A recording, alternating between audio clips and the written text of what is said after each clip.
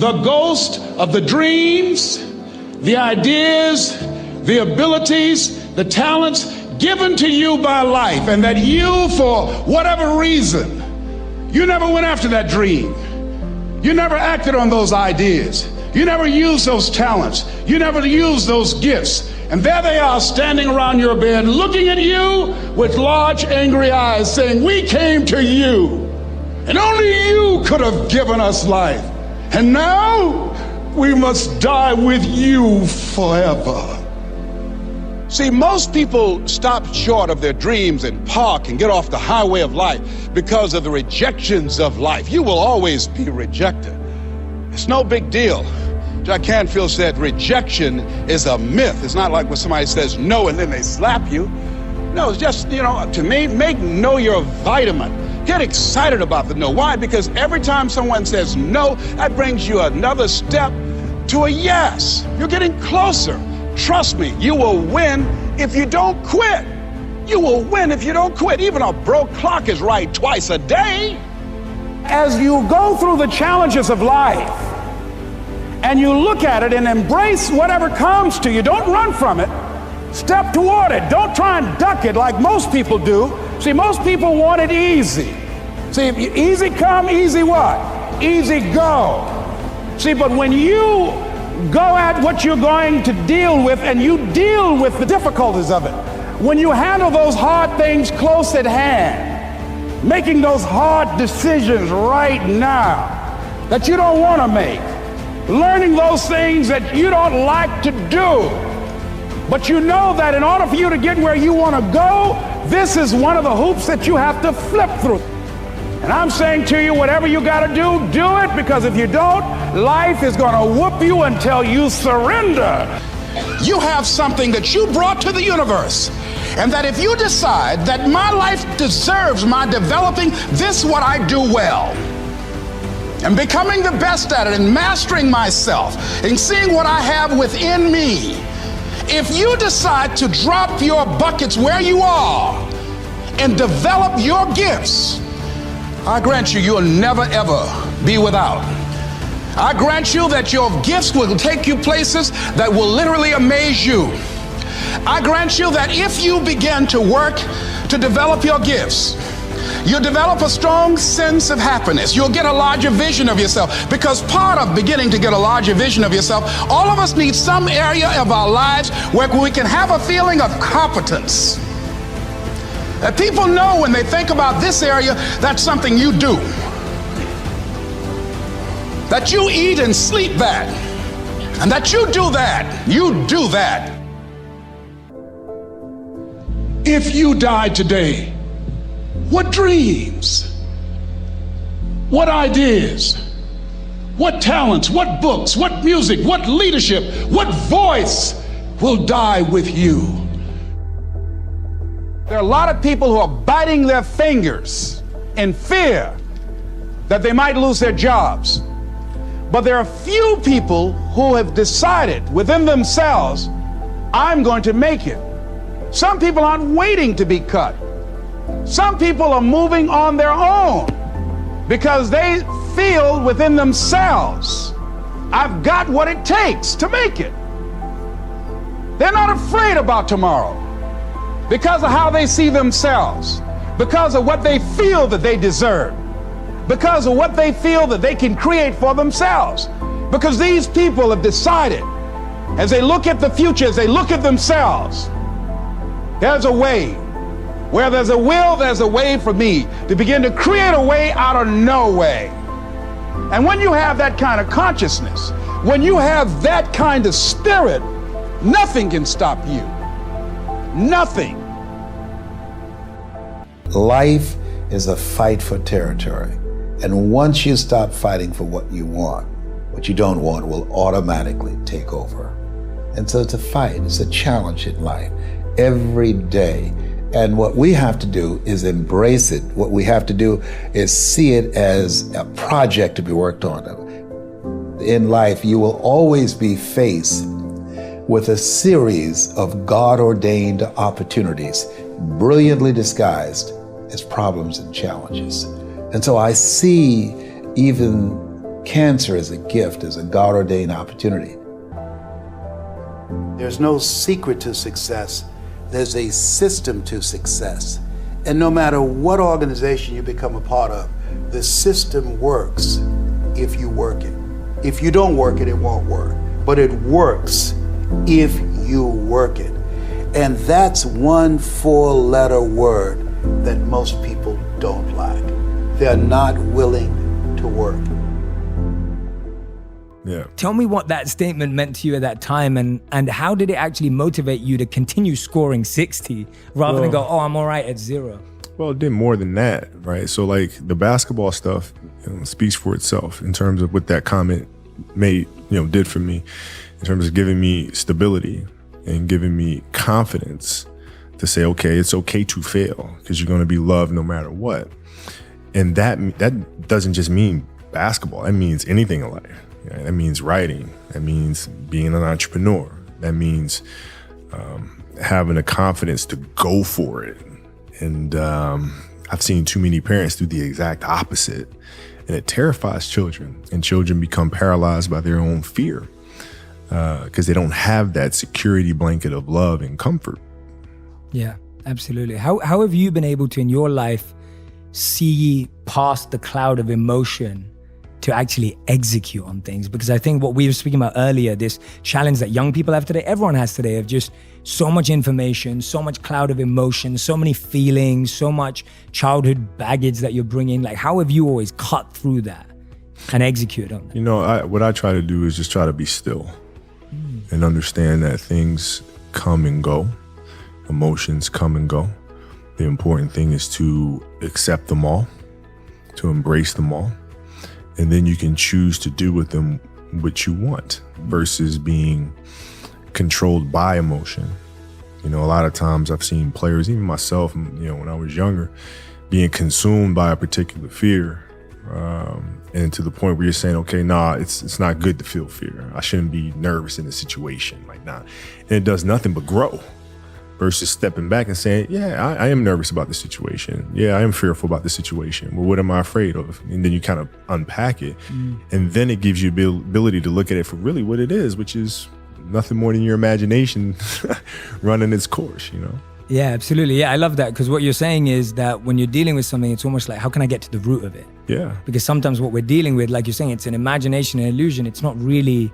It's not really a thing, Like you think about game-winning shots or game-winning free throws, and people go to the free throw line and they're nervous about it. Well, what are you really nervous about? If you unpack that, okay, you're nervous that you're going to miss the shot. All right, so you missed the shot, then what happens? People are going to be embarrassed. You're going to be embarrassed because thousands of people, millions of people see you miss the shot. All right, and then what? People are going to talk bad about you. Okay. Right. And so you're looking at it and go, are those things even important?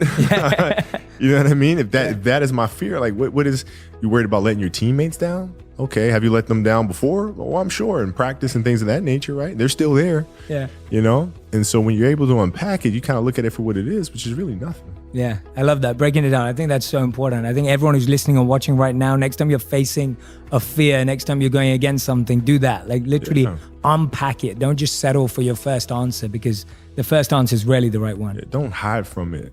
You got to be able to look at it and, and deal with it head on. Yeah, I love that, man. And you talk about that because you talk about, when you talk about missing 5 throws and you talk about getting over yourself. Yeah. Right? Like getting over yourself. How did you get that mentality of just being like, I need to get over this. Like I need to get over myself. Trial and error. You grow up and you make game-winning shots and it's awesome. And you come back the next day and miss a game-winning shot and it's misery. And then the next day comes and you're back playing again. And you understand that life has this cyclical nature where it's, what you do on Monday is fantastic, but then Tuesday is a bad day. But guess what? There's Wednesday. Yeah. So are we just supposed to live our lives like this the whole time? Versus just staying like this and understanding that it's really just a journey of evolution every day. It's just constant improvement, constant curiosity, constantly getting better. The results don't really matter. It's the figuring out that matters. Yeah. And we all get obsessed about the results. Yeah. Like we get obsessed about like the output. Yeah. Not the input, of not figuring it out and not like changing things. What you said, trial and error, like the experimenting. Yeah. We forget to do that. It's unfortunate, man. Like I've seen a lot of players, especially now, in youth basketball, dealing with that, You have players that are like bigger and faster and stronger, and their coaches are just coaching them for results. We're just going to use your size because you're bigger than every other 12-year-old out there to dominate today. But they're not growing, right? So they're just based on that result, but they're not focused on growing this young child into becoming a better athlete. And through that, teaching them how to become a more well-rounded person. And we're missing that. Yeah. See what you've said there, I want to ask you this, and I'm not saying because you know yourself best and you know how you've got there. So I'm asking it from a place of humility, of learning.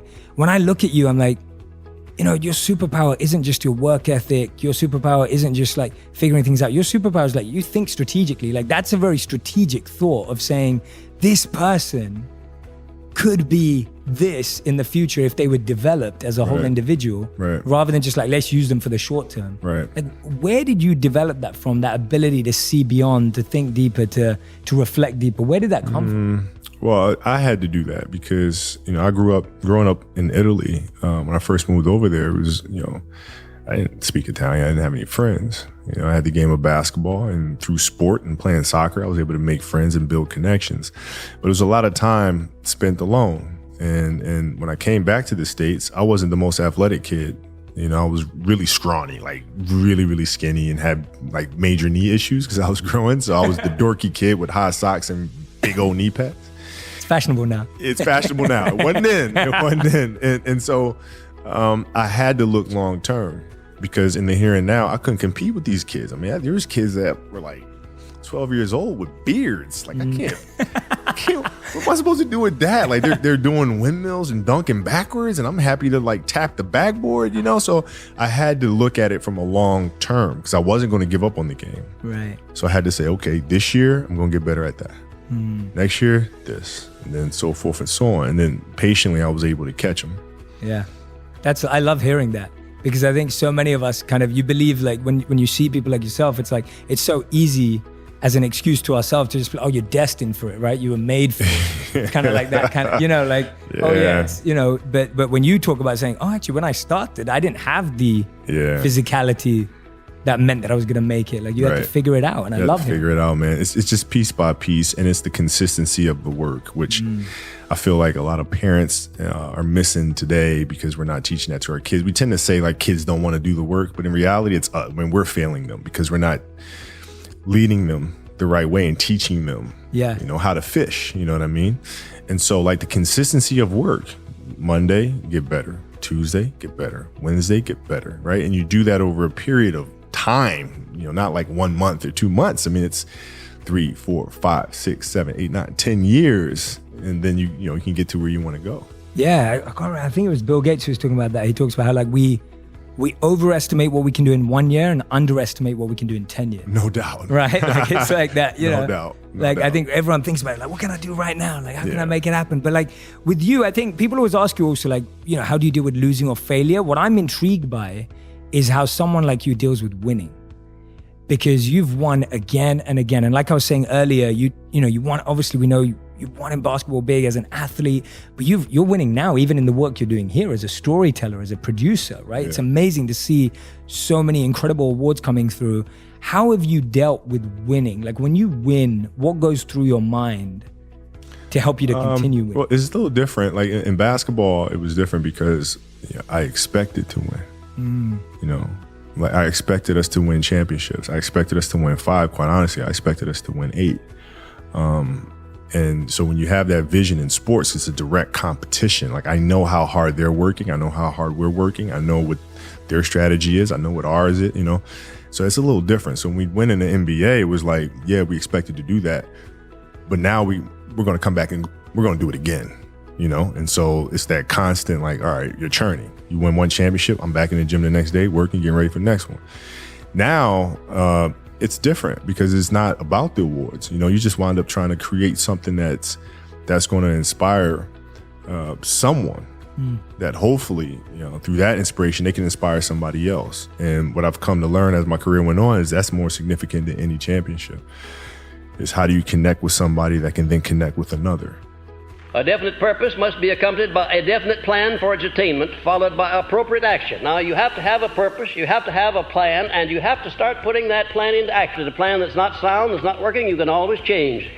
You can modify your plan. But it is very important that you be definite about what it is you're going after, what your purpose is. That must be very definite. There can be no ifs or ands about it. Listen, why it's got to be definite. The value will come when you begin to form your own patterns out of this philosophy and put it into work in your daily lives, in your business, in your professions, or in your jobs, or in your human relations. That's where the benefits will really come. All individual achievements are the results of a motive or a combination of motives. I just want to impress upon you that you have no right to ask anybody to do anything at any time without giving that person an adequate motive. The ability to plant in the mind of the prospective buyer an adequate motive for his buying. Learning to deal with people by planting in their minds adequate motives for their doing the things that you want them to do. Any dominating idea, plan, or purpose held in the mind through repetition of thought and emotionalized with a burning desire for its realization is taken over by the subconscious section of the mind and acted upon through whatever natural and logical means that may be available. If you have faith in anything, the time will come when your subconscious mind will accept that, even if you tell your mind often enough that you have faith in yourself. A man that knows the power of his mind and is willing to rely upon that mind, Mr. Stone is that man. The greatest sin of mankind is neglect to use his greatest asset. That's the greatest sin of mankind. It's bound to be that, because if you use that greatest asset, you'll have everything you want and you'll have it in abundance. You notice I didn't say you'll have everything within reason. I said you'd have everything you want and have it in abundance. I didn't put any qualifying words in there. You're the only one that can put qualifying words in there as to what you want. You're the only one that can set up limitations for yourself. Nobody else can do it for you unless you let them. And a definite plan for developing harmony in all of your relations, and especially these, in the home where one works, where one plays or relaxes. The human relationship plank is the most important one in connection with one's major aim, since the aim is attainable very largely through the cooperation of others. In your human relations, you can develop a marvelous relationship, but you can't do it by criticizing people, harping upon their faults, because we all have faults. A better thing to do is to talk about a person's virtue. And if you'll concentrate upon those good qualities, that person on whom you're concentrating will go out of his way and lean over backwards to make sure that you're not disappointed. One should not hesitate to choose a major aim which may be for the time being out of his reach. And what do you think it was that kept me down through 20 years of unproductive effort of research? What do you think it was that kept me striving and struggling in the face of the fact that the majority of people I knew were criticizing me? What do you think it was?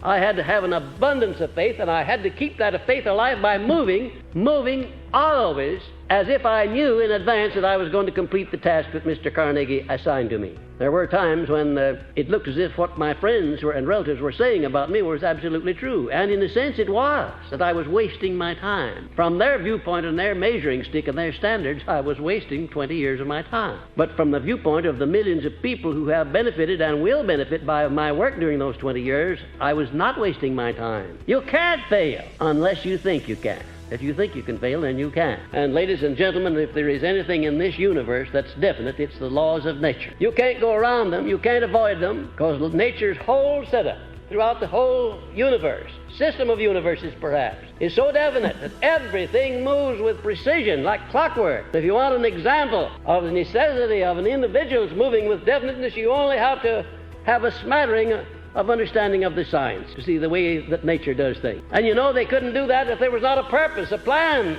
under which we're working. We want to find out what that purpose is as it relates to us as individuals, so that you will learn how to adjust yourself to the laws of nature in order that you may use those laws instead of allowing yourself to be abused by your neglect in using them. If you do your part, nature does her part, and she does it in abundance. And one of the strange things about nature is that if you keep your mind focused on the positive side of life, it becomes greater than the negative side. Always does that. If you keep your mind on the positive side, it becomes greater than all of the negatives that may try to penetrate your mind and influence your life. Look around and you'll find examples, living examples all around you of people that you want to emulate and people you do not want to emulate. People that are failing, and you'll be able to tell why they're failing. I dare say that from this time on, you'll be able to use this philosophy as a measuring stick, and wherever you find a success or a failure, you'll be able to lay your finger right on the cause of it. Getting regular exercise is about as easy as climbing Mount Kilimanjaro, but it can be done. You've just got to have a plan. You've got to set some goals, because it's just as difficult to reach a destination you don't have as it is to come back from a place you've never been. Unless you have definite, precise, clearly defined goals, you will not realize the maximum potential that lies within you. And this applies to every aspect of your life, not just to exercise. Now, here's some steps you can take towards that end. First, identify your goals, and next, set a deadline for reaching them. Make a list of obstacles you have to overcome to reach your goals. Identify the people who can help you overcome those obstacles, and make a list of skills you have and those you need to achieve your goals, and then develop a plan. Now, a word about goals themselves. There are 7 different kinds of goals. There are physical, financial, spiritual, career, family, mental, and social. And these 7 types of goals share several characteristics. First, to be effective, they must effect change. We must have some big goals, because thinking big creates the excitement necessary for accomplishment. Second, you must have some long-range goals so that short-range frustrations don't stop you in your tracks. Occasionally, circumstances do arise that are beyond your control, and oftentimes obstacles such as market changes, sickness, accidents, or family problems can be pretty intimidating. But by keeping your eye on the prize, you will find that the excitement of winning that prize will carry you through the tough times. Third, if you don't have daily objectives, you qualify as a dreamer and not as a doer. Dreamers are fine, provided they build foundations under their dreams by working daily towards them. Often, the difference between the great and the near great is the awareness that making it big means working every day towards our long-range objectives. And 4, your goals must be specific, not vague or general. If you want a new home, for example, know every detail of that house. How many square feet, number of rooms and bathrooms, the shape of the living room, the type and kind of lot, its location. If it's a car you're dreaming about, picture the make, the model, the color, and every option you want it to have. You see, if you want to reach your goal, you must see it, be able to smell, to touch, and to taste it. Know how it looks and what it feels like in your own mind. Before you can reach that goal, you see, it is true that whether you think you can or think you can't, you are generally right. Einstein said that it takes 11 correct inputs to overcome 1 incorrect input. And a lot of the things which go in our minds and in our children's minds is not a thing in the world but pure garbage. I would ask you to do this. Evaluate what you read and what you view. Evaluate it in this light. Will this really help me to accomplish my objectives in life? Or is this going to be a deterrent to me accomplishing my objectives in life? Remember, you're what you are and where you are because of what's gone into your mind. And you can change what you are, you can change where you are by changing what goes into your mind. Now, as you probably suspect, I'm an absolute enthusiast about the cassette recorder. I believe it's the most fascinating educational tool that we have in our country. I was a visiting scholar for the University of Southern California for 2 years. One of the things they discovered was that if you live in a metropolitan area and drive 12,000 miles a year, that in 3 years' time you can acquire the equivalent of 2 years of college education. You can learn virtually anything you want to know about finances, foreign languages, the Bible, how to set goals, how to close sales, how to plan your life. You can learn so many things while you're there in your car. Feed your mind. Second thing I would encourage you to do is start reading something good every day. Did you know if you read 20 minutes a day and you're an average reader, that at the end of the year you will have read 20 200-page books, and that the average American only reads one good book a year?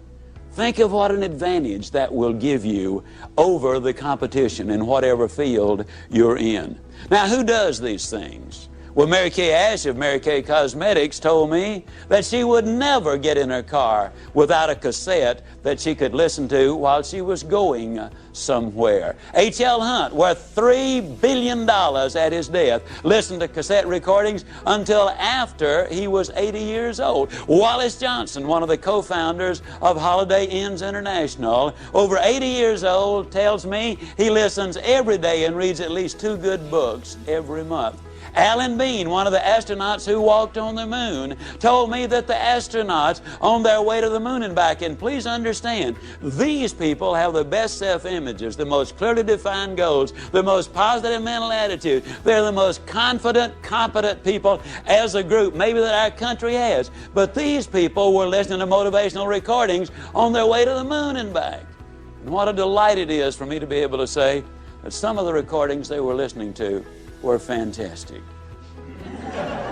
You need to feed your mind. Now, a lot of times people say, yeah, you know, when I'm down in the dumps just a little bit, I really enjoy listening because it gives me a lift. Well, I'm glad to hear that, but let me give you the most surprising news maybe you've ever heard. It's good to listen when you're down. But folks, the ideal time to listen is when you're sky high. Let me tell you why. When you're down, sometimes you grab at straws, and sometimes you grab the wrong straw. Also, a lot of times, and here's the real benefit to listening, it triggers your imagination, stirs up all of the stored information which you already have in your mind, and a lot of the good ideas then come forth. But if you're too down to accept them, then you turn away the very best ideas of all. Listen when you're up. And then with those endorphins popping, and they do pop as a result of listening to good motivational recordings, when you listen then and new ideas pop in your mind, it generates even more excitement. Here's what we've discovered. You need to listen at least 16 times to get the complete message. That's the reason I say listen to this over 16 times, because you will get all of it then. It will become a part of you. Let me say it again. You probably have been in the process of making decisions right now. As you listen, you will make those decisions. But as you listen over and over, the decision changes to commitment. And once you've made the commitment, then you will seek the training which will make the difference, because that means behavior changes. And when you change behavior, then you start developing winning habits. And that's what this is really all about. Step number 7, if you want to build a winning attitude, you need to take time, and this is probably going to surprise you based on what you've heard me say so far, but you need to take time to be quiet. You know, the average American sleeps 30 minutes too late every day.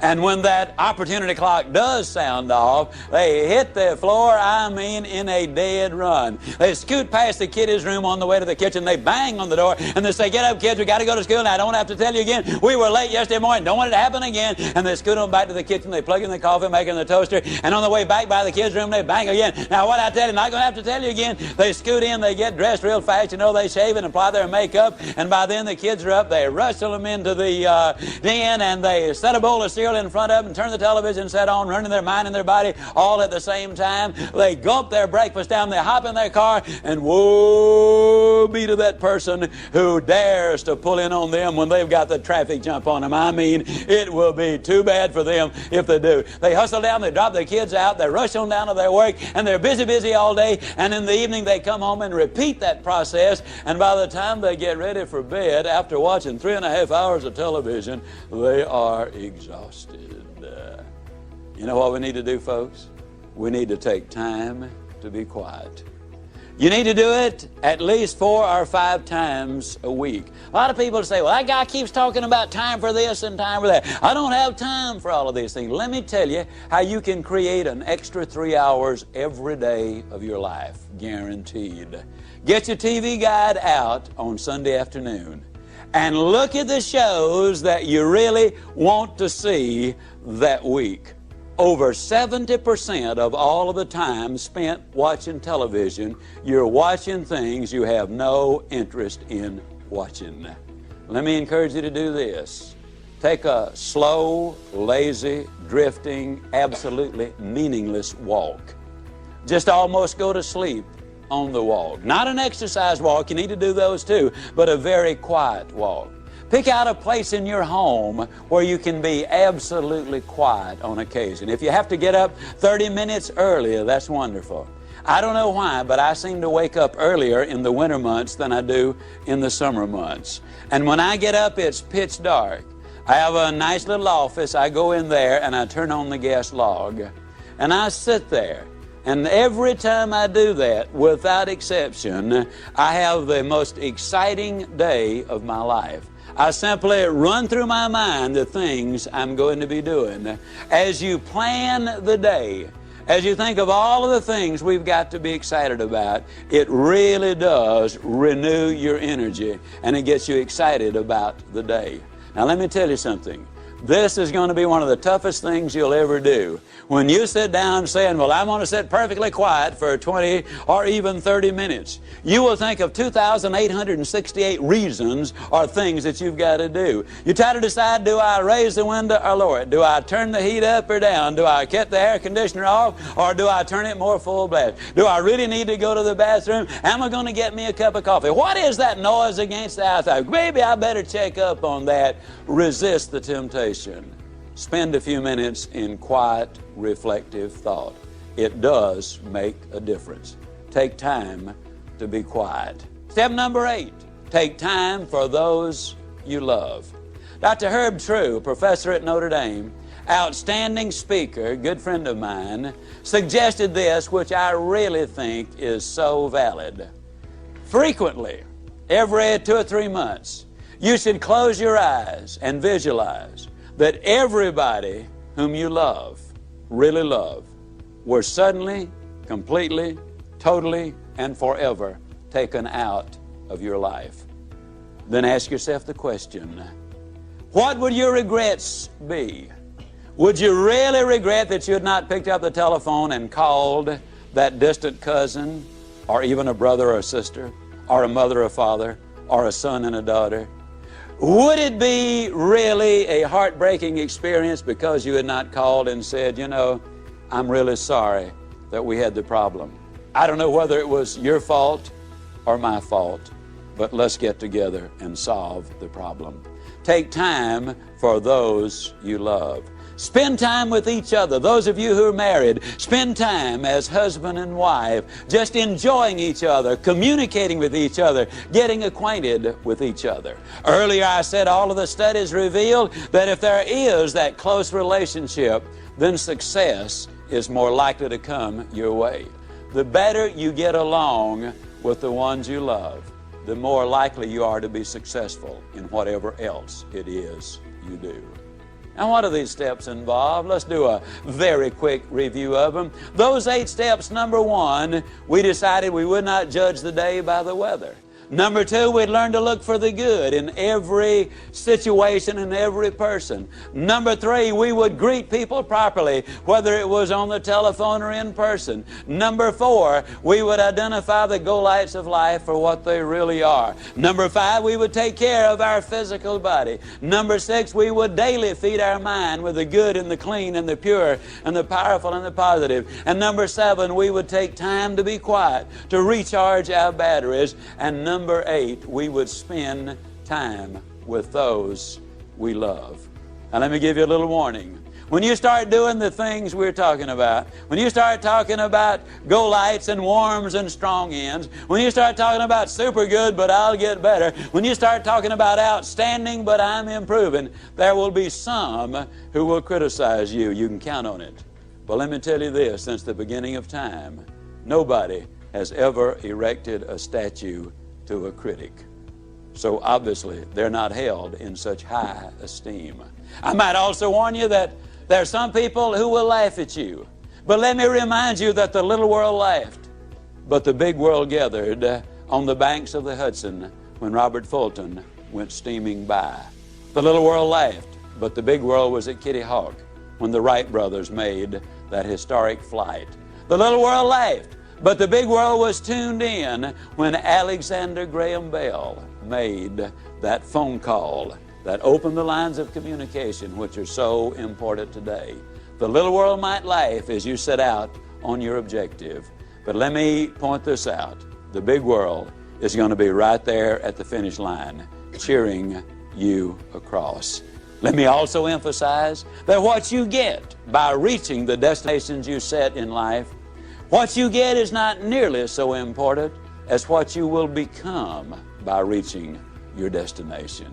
You see, you'll become the winner you were born to be. Buy these ideas, do these things, take these steps, follow these procedures, because if you do, I can close by saying, do these things and I definitely will see you.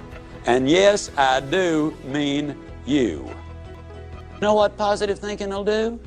Positive thinking will let you use your ability.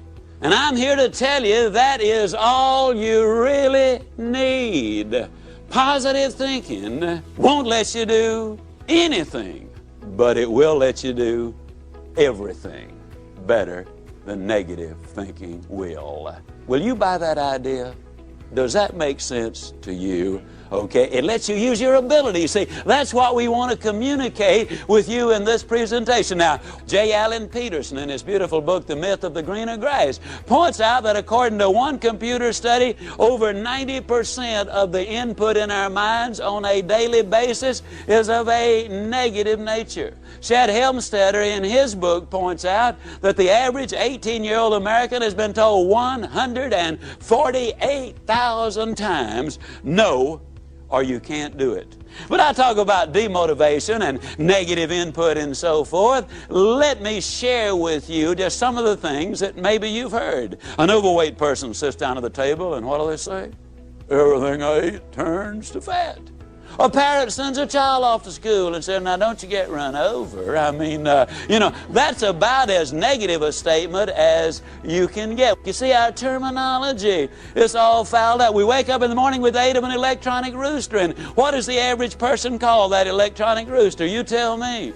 Alarm clock. But you see, they sound the alarm when the building catches on fire. That scares people. They sound the alarm when the bank's being robbed. That scares people. If you wake up to an alarm, that scares people. No wonder they're negative. It's an opportunity clock. Well, you think about it. If you can hear it, that means you've got an opportunity to get up and go. Now, once you've made a commitment to do something in your life, ladies and gentlemen, then you will seek the training. You will demand the training that will enable you to utilize and reach the commitment which you've made. Now, training is what makes behavioral changes in your life. If the training is good, that means you will develop winning habits. Ladies and gentlemen, all you've got to do is practice winning habits long enough and you yourself will become a winner. You see, we were born to win. I believe that with all my heart and soul. We were born to win. The unfortunate truth is, many people have been conditioned to lose. So as we look at this formula, as I share these steps with you, I want to really encourage you to listen carefully this first time, but also repeat it over and over until it becomes a part of you. To break a bad habit, smoking, drinking, habitual lateness, being overweight, whatever, the first and most important thing you must do is decide that you really want to change. That is a decision you and only you can make. Without this motivation, no person or procedure will have any significant impact on your behavior. You must decide that you want to take control of your life, that you want to be free, that you want to do things with your life instead of having things done to your life. Secondly, if you need to, get help. Interestingly enough, many people quit their bad habits in the same way they acquired them, by associating with people who share their goals. Thirdly, try substitution. There is really no such thing as eliminating a habit. You simply substitute a good one for a bad one. The psychologists say that it's important to have a new activity or habit to fill the void when you start shedding old habits. In place of eating, you might try jogging. Instead of drinking, you might try talking. In place of smoking, substitute writing. In other words, don't be unwise in your habits, but rather aspire to maturity and wisdom and keep your mind well and emotions focused on positive ideas. Step number 4. Use the psychological technique of imaging, of visualizing yourself as free of that destructive habit. Picture yourself as doing something else, something positive, something winning. And a final suggestion. Once you decide to grab hold of a new habit, you will need, for a while, to force yourself to hold on real tight, to hold on to it for all you're worth. Eventually, it will get easier and even become fun. But at first, to make it stick, to turn it into a real good habit, you've got to make yourself do it for at least 21 consecutive days. Do it for 21 consecutive days in a row, and you'll have a real good shot at beginning to live a different kind of life. You might just become a happier, more motivated, excited, and enthusiastic person. I'm really talking about having the right attitude, being positive and upbeat. Having the right mental attitude is one thing most professionals agree on because it is the main reason for the success of any project. In short, your attitude is more important than your aptitude. Now, here's where you come in. You can alter your life by altering your attitude. You are not stuck with the attitude you have. Good, bad, or indifferent, your attitude can be changed. So, how do you get up when you're down? Well, first, you recognize when you are down. Ask yourself, do I feel really down? Do I resist change? Am I negative when others are trying to be positive? Am I a put-down artist? Would I rather say no than yes? Second, understand that there are seldom, if ever, any hopeless situations. Only people who lose hope in the face of some situations. Third, know that the condition is temporary and can be changed. Fourth, you schedule your downtime. Set a time limit on how long you plan to stay down. A couple of hours for minor things, maybe a few days, even a week for the bigger disappointments in life. In any case, know which day will be your get up and go up day, and get up and go. And fifth, try this new motto on for size. Go with the flow. When your boss tells you to do something, do it with style and with a smile. Instead of making excuses when a friend compliments you, just smile and say, thank you, instead of putting yourself down. Remember, attitude, like the flu, is catching. So make certain that yours is worth catching. If you wanted the flu, you'd visit someone who had the flu. To catch the right mental attitude, you must go where it exists. So begin by associating with positive, energetic people and avoid the naysayers. And before long, when someone asks you how you are, you'll respond in a positive and enthusiastic manner. You see, success is not measured by how you do compared to what somebody else does. See, you might have 10 times the ability. Success is measured by how you do compared to what you could have done with the ability which you have. See, what I'm talking about is for you to be number one. Oh, I don't believe everybody can be the biggest and the fastest and the strongest and the smartest, but I believe you are number one when you get up in the morning and say, today, I'm going to give it my best shot. I believe you're number one when at the end of the day you can honestly look in that mirror and say, today I gave it my best shot. That's all anybody can ask of you. And you know what? With the ability you have and the attitude you're developing, your best shot is all that is required. You'll be number one. If you're over 30 or over 30 pounds overweight, get medical advice before you get started. Be sensible about it. Do not try to be a weekend hero and end up in serious trouble.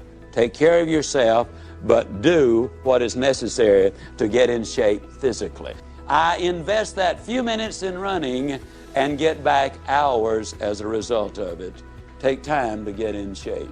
You need to avoid poison. I'm talking first of all about smoking cigarettes. Every time you smoke a cigarette, you have just decided to die 14 minutes earlier than you otherwise would have died. 17.2% of all the deaths in America are attributed directly to smoking cigarettes. Keep that poison out of your system. Booze, every time you take a drink, it damages and destroys brain cells. We now know that expectant mothers, even if they drink very, very, very, very moderately during pregnancy, it has an impact. You need to take care of your health. Jesus Christ gave us one of the most powerful but yet simple principle of understanding the power and the process of planning change. I'm going to move very quickly, so you need to write fast. The most important force on earth are time and change, because these are the only things that are guaranteed in life. Everybody have to deal with time. They must deal with change. And so the key in life is, how do you handle time and change? That will determine what happens to your life. The key to kingdom success on earth is initiating and planning the change. Change will happen with or without you. Time will move with or without you. So these two elements must be managed.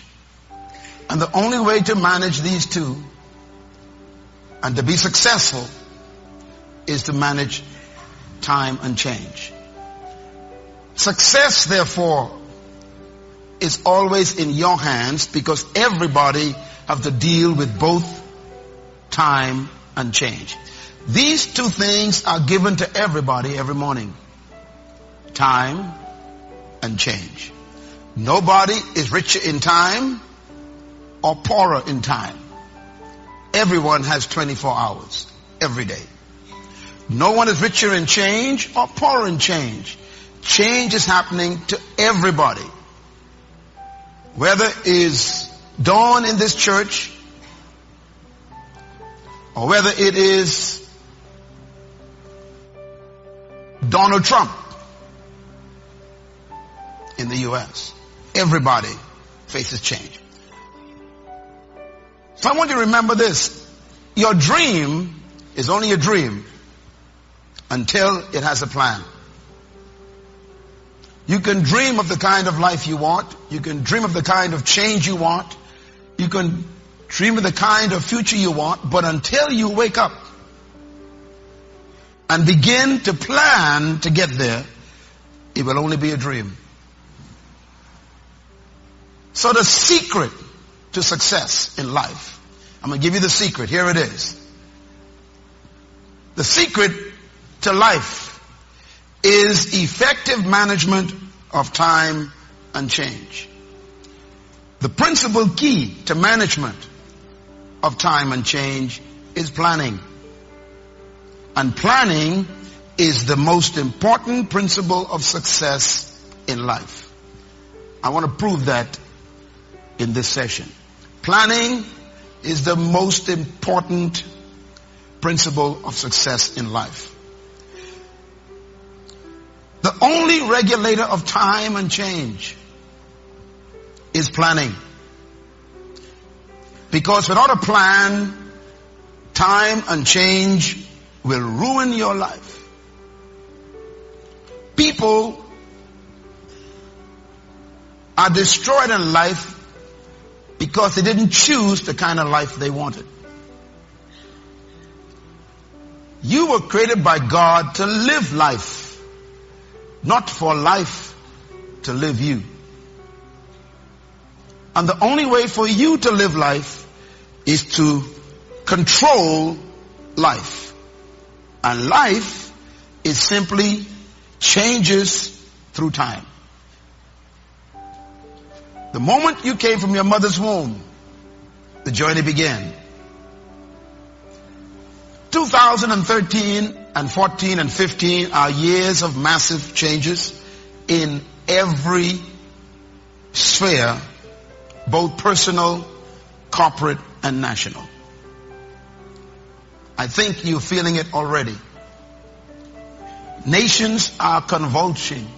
They are changing. Massive changes in government, ideologies, philosophies. There's massive change in the economic systems, and the formulas that we used in the past have become fruitless. There's massive change in religion, where nations are being overrun by other cultures, and there's religious clashes everywhere. There's change in the communities that were isolated. They're being diluted by people coming in who never used to live in those countries. It's change. And so my admonition to you is one that I hope you will never forget as long as you live. And it is this statement, write it down. The only key to regulating and controlling change is planning. I will keep reinforcing that all during this session. Everybody say planning. Young people, plan your life now. When I was 14 years old, I wrote my life's plan on paper because I began to read this book called the Bible. And I realized that the Bible was teaching me as a teenager that my life will be determined by the things that I planned for my life. And this is why I never had sex before I was married. I never drank alcohol, never smoked a cigarette or a marijuana joint. I never took any kind of substance to destroy my mind. I never dealt with girlfriends. And the reason was not because I was so holy. The reason is because I had something on paper that I kept comparing my decisions to. If you don't have a plan, you have no protection. A plan doesn't only tell you what you want to do. A plan tells you what you don't want to do.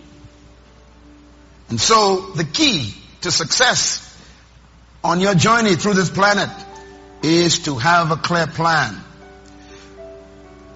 So what are the first steps in this process of being successful in life? The most important response to managing time and change is planning, and God's strategy for guaranteeing your future is planning. There's a verse we read in our last session. I want to read it again. Jeremiah chapter 29 verse 11. This statement tells me that God himself is a planner.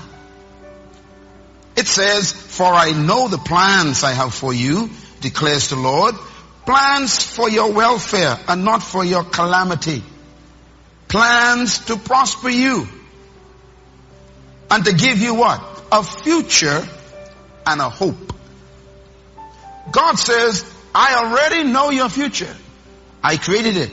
But I also know that I need a plan to get you to your future. Even God knows that planning is a requirement for arriving to a destination. And so the purpose and the passion and the power of planning must be understood. I want to repeat this statement. God gave you a brain and the gift of imagination so that you could participate in creation through planning. No other animal on earth have the capacity to plan. Every creature God created lives on instincts. Instinct means they have a built-in ability to respond or react to circumstances. You and I can actually create the circumstances. So you are the only creature on earth that have the power to not live by reaction. You can design your response. And that is why I consider planning the highest expression of divine nature. God made you just like Him. He can actually plan forever. That's why God is called the Alpha and the Omega. He already knows the end because He planned it. He is called the beginning and the end because He planned the beginning and the end the same time. He has the capacity to do that. You can actually do that, and you do it, and don't even know that you are different from a monkey or a dog or a cow or birds. They don't plan. They live by instinct. And this is why God commands you not to worship animals. These are instinctive creatures. There are some religions like Hinduism that really honor cows and creatures. And these cows cannot plan. How can a creature with such power bow to beef on 4 legs? Don't you ever worship an animal. You are in the God class. The capacity to planning is what distinguishes you from the animal kingdom. That makes you very important. Now please make a note of this then. A good plan is like a road map. It shows the final destination, and usually it shows the best way to get there. Words of Stanley Judd. Very important. A plan doesn't just show you where you want to go. It also shows you usually the best way to get there. It is important for you to be able to change a plan than to not have a plan. Plans may change, but purposes are permanent. Your purpose is your destination. Your plan is the route to get there. If you wanted to go to the airport in your country right now, in your city, there are many roads to get there. I went to the airport yesterday to take my colleague, Dr. Morgan, and his wife to the airport. And when I got to an area, there was an obstruction. They call it a detour. The detour did not cancel my trip. I simply had to go another way to get to the same destination. Life is that way. When you meet an obstruction, don't turn back. And that obstruction may be many things. Like getting pregnant because you made a bad decision out of wedlock. Don't kill the baby. Keep the baby and go another route. If your house burns down, that's a detour. Rent an apartment and call an architect. Don't commit suicide because your house burned down. Make another alternative plan. You cannot have a plan B if there is no plan A. And you can't have no plan A if you have no plan at all. So it's critical for you to understand that planning protects your life even from depression, from obstructions. Proverbs is a powerful book when you want to read about planning. Chapter 20, verse 18. Write it down, please. It said, make plans by seeking advice. If you wage war, obtain guidance first. Make plans by what? Seeking advice. If you want to know who I am in your life right now at this moment, I am your advisor.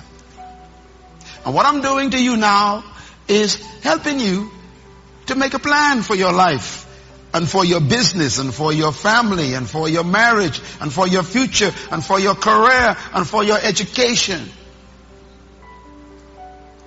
Make plans, the Word of God says, by seeking advice. And if you're going to go into a fight, he says, obtain guidance before you start.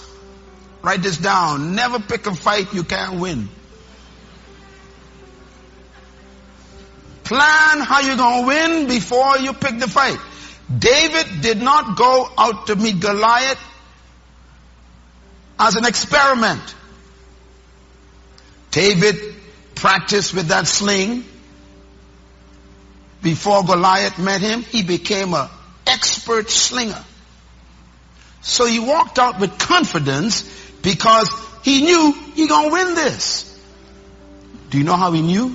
He knew that a man with a sword cannot stop a rock. So when you go out with your life in the morning, Monday morning, Tuesday morning, always go out with a confidence. This day is mine. Say it. Say it with passion. This day is mine. You gotta wake up every morning that way. That means you gotta already live the day before you start it. A plan is finishing before you start. Even your government, Ministry of Works in your country won't allow you to start a house until you show them the finished house. Look at Proverbs 21 verse 5. The plans of the diligent lead to profit, as surely as those who rush into life leads to poverty. People without a plan will become poor. That's scriptural prophetic fact. In other words, we plan our poverty by not planning our profit. We are the way we are because we didn't think enough. There are people, for example, who retired but didn't have a plan after retirement. I don't know. Sometimes we think things just gonna work out. Things don't just work out. They will work you out if you don't have what? A plan. You gotta plan everything if you want that thing to be what you want. Now, I want to stress something here about success and failure. And this is Myles Monroe quote. Write it down. Whether you succeed or fail depends on the plan you have or don't have. I repeat, whether you succeed or fail in life depends on the plan you have or don't have. And so success is waiting for a plan. Planning is more work than working. You spend more time planning in life than actually working the plan. This is why the Bible uses the word haste. You can't go into life hastily. You have to stop and think. Let me show you what I mean about planning. I want you to get every statement here. I'm going to give you a definition of planning, because some of you never found out what it is. Write it down. What is planning? Number one, planning is the management of the distance between your conception and your destination. Planning is the management of the distance between your birth and your death. Planning, therefore, has to do with that distance that is dynamic. Secondly, planning is applying purpose to time. Time is present anyhow. Planning is giving that time purpose, meaning. Thirdly, planning is documented, preconceived determination of how time will be used. Now, I want to break these words down very carefully. They seem big, but they're very small words. Planning is when you document a preconceived determination of how you will have your time used. Time is going to come anyhow. So what planning does is forces you to put on paper how you determine to use that time. You telling time, you will be used for this. You ain't going to tell me what to do. I'm going to tell you what to do, time. And that's what planning is. Fourthly, planning is giving meaning to unused time motivated by a clear sense of purpose. I repeat, time and planning is giving meaning to unused time. You ain't used it yet. And that is motivated by a clear sense of purpose. You are going somewhere. For example, what will you do with tomorrow? It's unused at the moment. You ain't there yet. So my question is, what are you going to do with the 24 hours that begins at 12:01 tonight? Have you determined what that 24 hours will do connected to your life's purpose? Every day, this is Myles Monroe's habit, I always plan at least one thing that takes me toward my eternal destiny. Every day. I have many things to do, but I try to do one thing that moves me toward my assignment in life. Every day, at least one thing. It might be a phone call. It might be an email that I have to write. It might be meeting with someone who has information. In other words, you must have your time determined by your purpose. Number 5, planning is regulation of time. You're regulating the time. Number 6, planning is planning the use of resources. This is very important. Say it with me. Planning is planning the use of resources. Resources means your time, your energy, your talent, your gift, your relationships, your money, your house, your car, your fuel. How are you going to use them? Planning helps you to regulate that. Some of you have been driving your cars to places that ain't giving you no money. You spend the whole day driving around to meet people who can't help you. You're misusing fuel. Think about it. The wear on your car tire is taking you to places, to people who are taking from you, not giving to you. That's abuse of resources because you didn't plan. If you had a plan, then every time you jump in your car, there's a purpose for the ride. There are people who drop in on you. Tell them drop right back out. Let me tell you something, friends. People call me, are you busy? I say yes. Sometime I know it is. I say, okay, you got 2 minutes. Why? I ain't got a lot of time for you. I know you. 2 minutes. Say what you got to say. It can take more than 2 minutes. Then you better see somebody else. Thank you. If you don't control your time, other people will. So planning is planning the use of your resources. And number 7, big time, write it down. Planning is taking control of your future. The next 12 months, who's going to control them in your life? The only way to answer that question is with a plan. You have to plan. What are your major goals for 2013? What is your major goals for 2014? Listen, it's dangerous to live in limbo. Limbo is a serious country where nothing gets done. It's dangerous to live in that land where you don't know what to do. Some decisions you need to make are going to be very hurtful, going to be uncomfortable. But believe me, doing nothing this year is not an option. Planning helps you to fulfill the vision and the mission in your life. Write this down.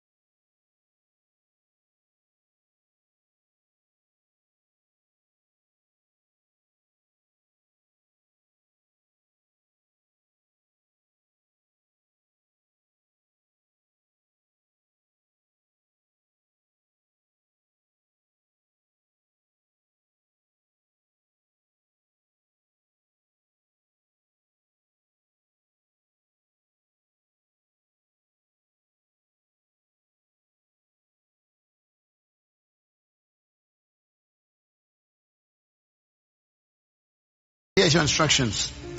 I want you to get a cup of Beijing tea. I'm serious about this. Get a cup of tea, a bush tea. And I want you to find a nice place and get a piece of paper. I want you to pick up a pen this week. No matter how old you are, how young you are. And I want you to say, God, here's my blank sheet of paper. I'm going to take what's in my head. I'm going to start writing. The book that I have has questions in the back of it that you're supposed to answer to make a plan. Take your time and go through the book. Keep the book. That's why I got the book. So you can keep it and follow it for the next 10 years. Make a plan. Write your plan on paper. Now here's the instructions on how to do it. Reduce your plan to writing.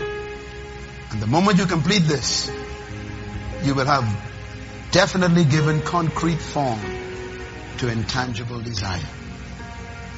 You pulled it out of the air. You made it concrete. A plan takes dreams and makes them a strategy.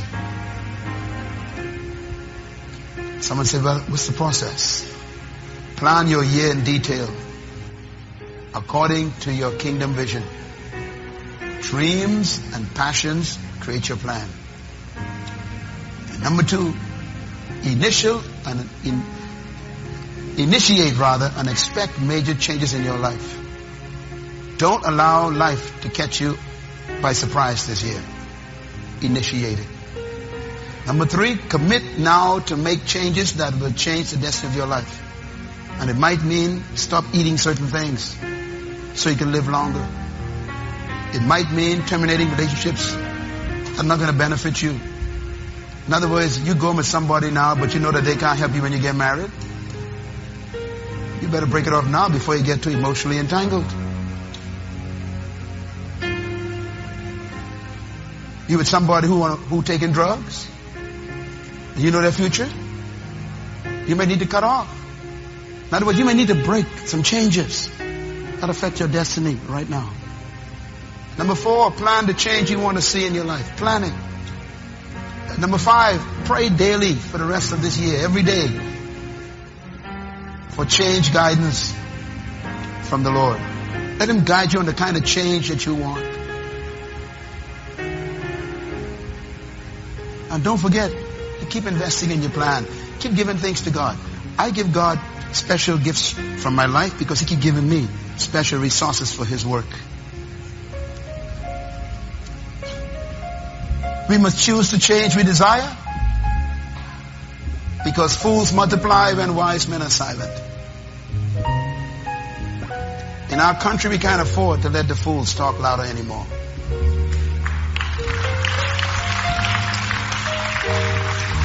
The problem with our country is we are too silent. We saw what happened in America lately. The church is so silent, the wicked men are running the country. The philosophies that are ruling America is because those who have the truth are silent. It shall not happen here. And it should not happen here. Evil men succeed when righteous men do nothing. And that is why we must remember that darkness rules when light is absent only. Light never fights darkness. It only got to come on, that's all. You turn the light on, light goes away. Darkness goes away. So the Bible says you are what? The light of the world. Of what? The world, not the earth. The world, the system. I heard someone say yesterday, or it's Friday, that they're blaming me for the referendum. I didn't do anything. I put some light out in the newspaper and didn't say a word. And the darkness ran for cover. Come on, y'all better shout with me. Hey, thank you, Jesus. Come on, y'all stand up on your feet. It's going to be a new year and a new beginning. Come on, don't stop clapping. Give God a praise. This is a new beginning. We're going to plan the country we want. We're going to plan the nation we want. We're going to plan the culture we want. We're going to plan the values we want. We're going to plan the society we want. If you believe that, give God the biggest hand this morning. Oh, come on, give God praise. To my microphone.